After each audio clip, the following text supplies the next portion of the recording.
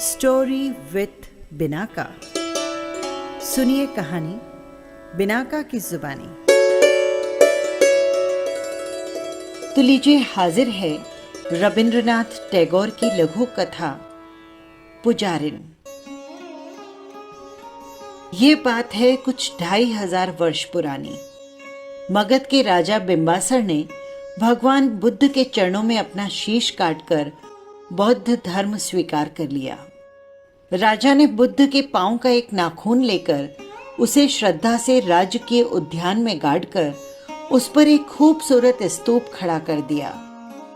देश विदेश के कलाकारों ने अपनी कला का खूबसूरत नमूना उपस्थित किया।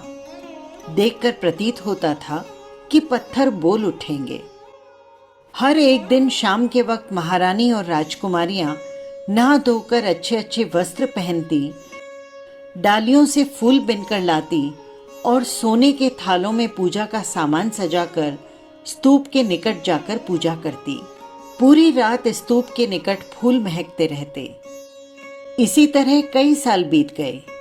महाराज बिंबसार का देहांत हो गया। युवराज अजातशत्रु सिंहासन पर बैठे।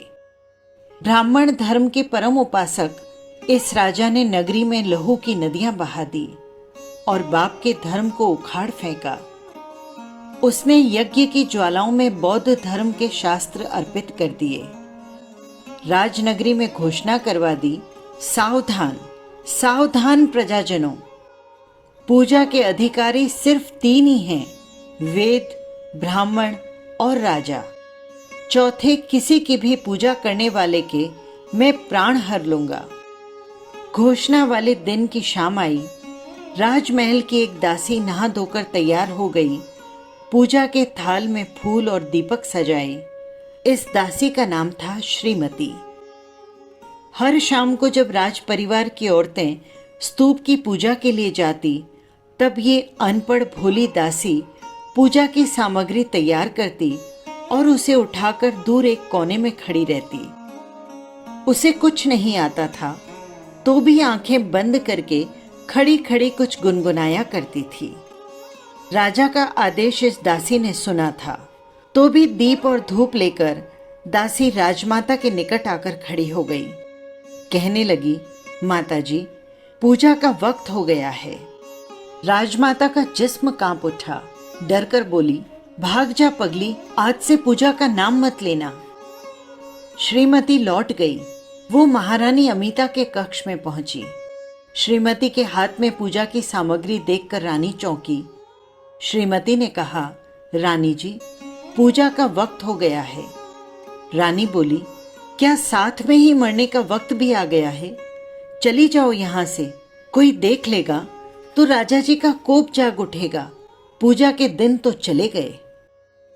पायल की झनकार सुन राजकुमारी ने दरवाजे की ओर देखा। वहां पर पूजा का थाल लेकर श्रीमती खड़ी थी। राजकुमारी जी, चलिए पूजा के लिए। तू ही जा अकेली मरने के लिए। नगर के दरवाजे पर श्रीमती घूम आई। सभी ने अपने घर के दरवाजे बंद कर दिए। किसी किसी ने तो श्रीमती को गालियां दे डाली, लेकिन कोई भी साथ चलने को तैयार नहीं हुआ। लंबी रात्रि में महल के पहरेदार एकाएक चौंक उठे। उन्होंने क्या देखा? चोर, खूनी या कोई भूत प्रेत? नहीं, उन्होंने देखा राजवाटिका के कोने में घोर अंधकार में बुद्ध भगवान के स्तूप के चारों तरफ कोई व्यक्ति दीपमाला संजो रहा है। पहरेदार खुली हुई तलवारें लेकर दौड़े। स्तूप के निकट आकर देखा, एक स्त्री सामने घुटने टिकाकर बैठी है। उसकी आंखें बंद है और जाप करते हुए होठों पर मुस्कान है।